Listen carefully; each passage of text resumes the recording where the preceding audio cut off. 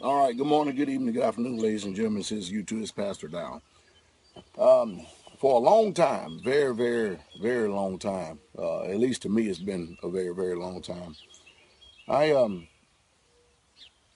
have been out here on this little small community, some land that I purchased probably 17, 18 years ago. And I came to the conclusion of this. Hold on a second. I came to the conclusion of this after reading the book of Acts. I paid attention to what the disciples were doing, what were their intent, how were they living after the death, burial, and resurrection of Christ. I immediately started looking around and noticed that everything that I see didn't resemble what the book of Acts had stated. It wasn't until I started actually moving this direction, moving this way, that it started to be revealed to me exactly how we, as Israel, the people who are scattered into all these lands all across this earth, should be living. Well, since then, the advent of YouTube, which started about 2004, 2005, I probably got on there about 2006, somewhere along there, 2007. I was just uploading videos of the ministry and wasn't doing too much. And then the Most High spoke in my spirit and said, make yourself known. Now, I understood what they meant by make yourself known because I've been on international shortwave radio. I've been on different AM, FM radio stations across this land prior to YouTube, trying to get the message out to y'all's people. And even still to this day, I cannot understand why or how can people read that Bible and not come to these conclusions that I pretty much have come to. And I'm giving you the shortened version here this morning. Just like this morning, it's a little after 6 o'clock in the morning. I'm out here in the garden. We're situating these blocks right here. And the reason we're putting these blocks up right here because we're going to be making raised beds, deep raised beds. And the purpose of these deep raised beds right here is so that we don't have to continue to keep on paying into this system with the high gas prices, mechanical things, breaking down over and over again.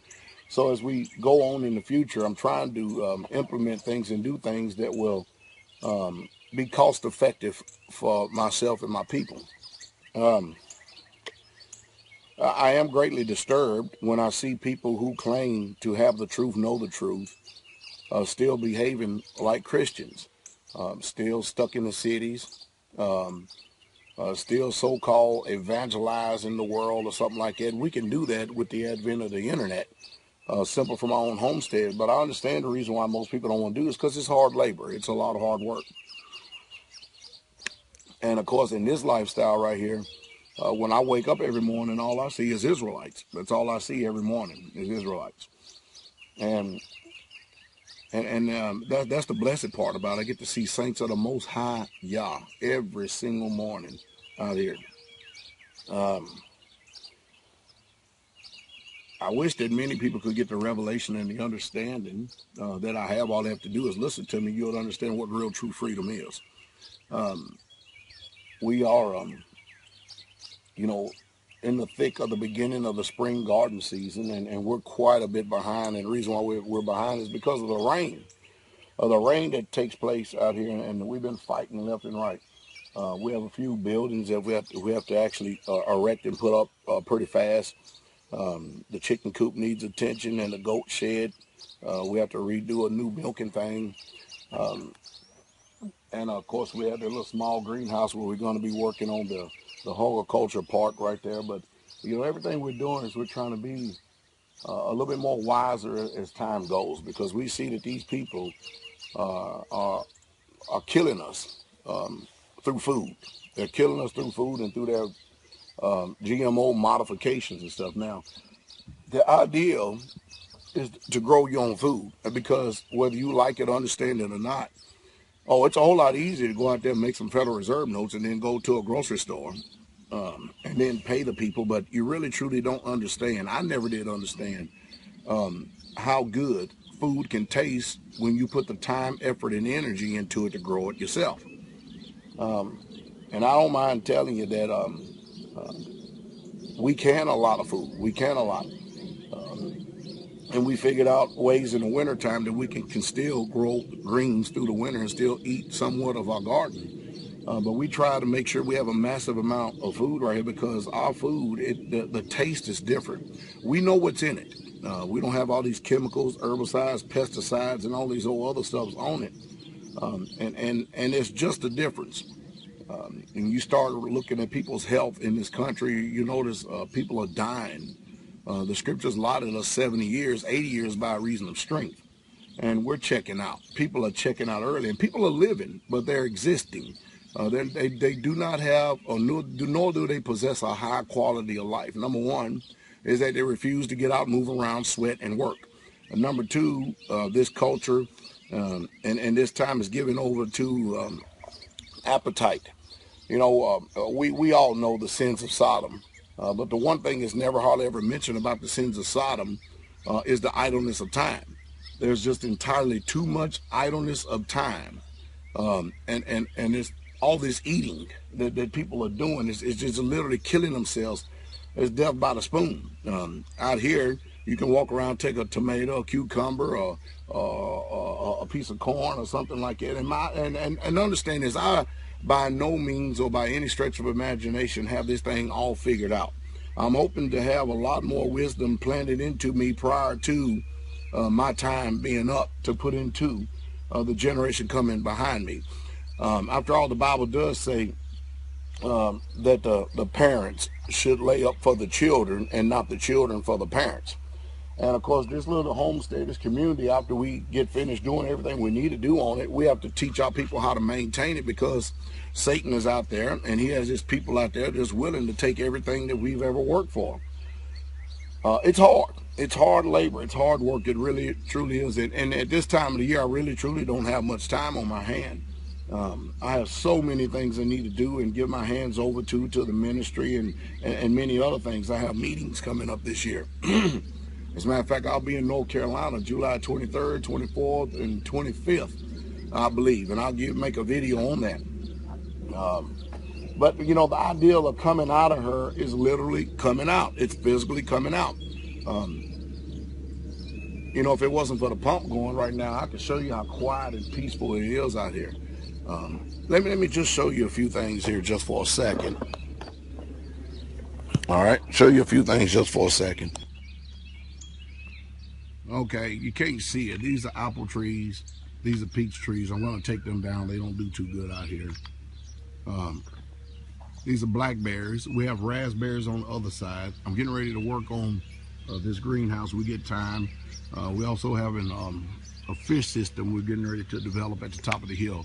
Now, it just takes a lot of time. It just really does.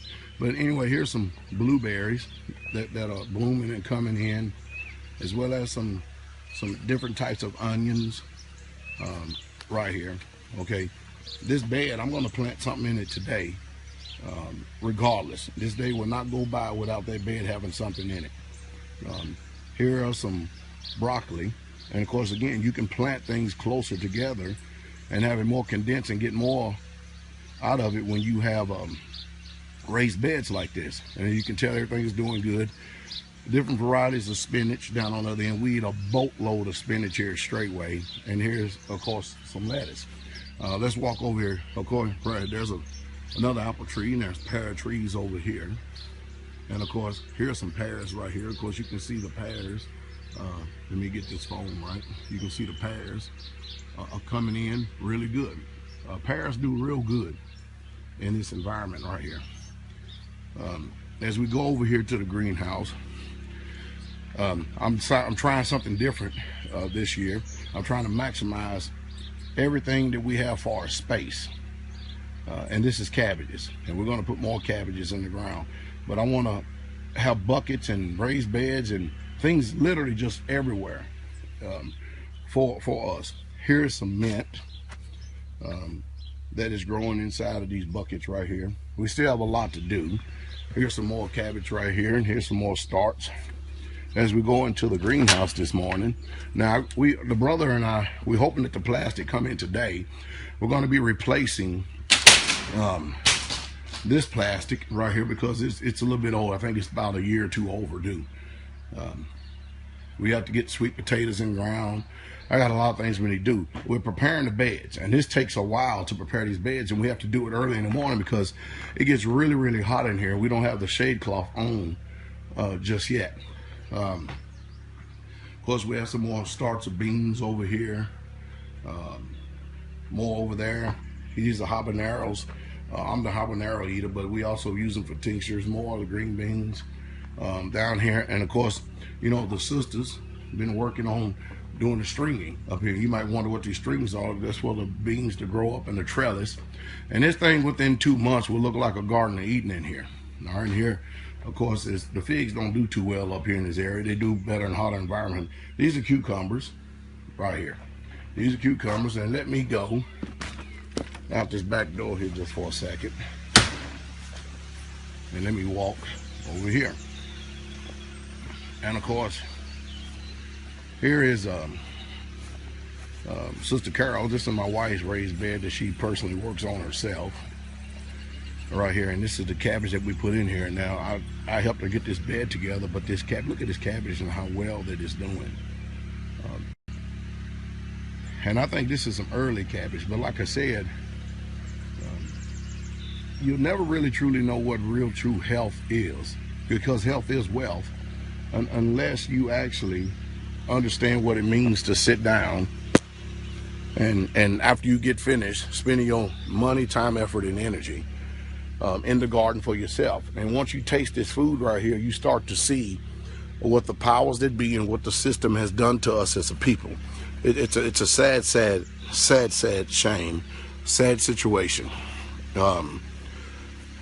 Also over here, and I'm just giving you a little small tour here just for a second, okay? Also over here, and mind you, again, I'm making this video basically to encourage, hopefully, you people who have a vision, because without a vision, the people perish. But I am sure that the Most High doesn't want us in the cities. When you go read the Gospels, you go read the Bible, it clearly says that when the Messiah, he went into the city, disciples, they bought meat, and then they were out. They just did not make their residence or their abode in the city. They just didn't do it. Here he is. You can see them over there. That's our cows right there. Them are our cows. And matter of fact, I can probably call them and get them up here so you can see them. Yep! They got their heads up. Choo, choo, choo. Of course, at that calling right there, they're coming because they believe I'm getting ready to move them somewhere to actually give them, I guess, something to eat. But they're over here in this pasture, and I'm calling them over, and you can see them coming. This is one of our primary sorts of beef right here. These are our cows. And of course, some are listening, some ain't, some are coming, but I'm going to go ahead and turn away so they don't think I'm getting ready to feed them. We have chickens that we raise 3-4 times a year. Of course, there's Elder Doug, who's been a faithful Israelite. And there's some brethren getting ready to go to work. Let me holler at him. I'll talk to y'all later, all right? Talk to y'all later, and I'll get back with you out this video, all right? Shalom. All right, I had to say a few things to the brethren here as we starting to get things going here this morning. I think the message I want to send to everybody out there who may or could have the ears to hear is there's a reason why that the Bible says come out of her, and you really truly need to come out. Now that doesn't mean that you're going to, keep yourself from opposition, keep yourself from any type of trouble or anything like that, because we live in a world where the world is just full of people who are very opinionated. And the first thing, when you start doing something like this, they call you, you get all types of names said to you. You're a cult, you're this, you're that, you're this, you're that. Yet and still, I'm more free than all my people out there who claim themselves or fancy themselves to be my judges. We'll make some more videos on this, but I can't be here all morning making videos. We got to get to work. I'll talk to you later, okay? Shalom.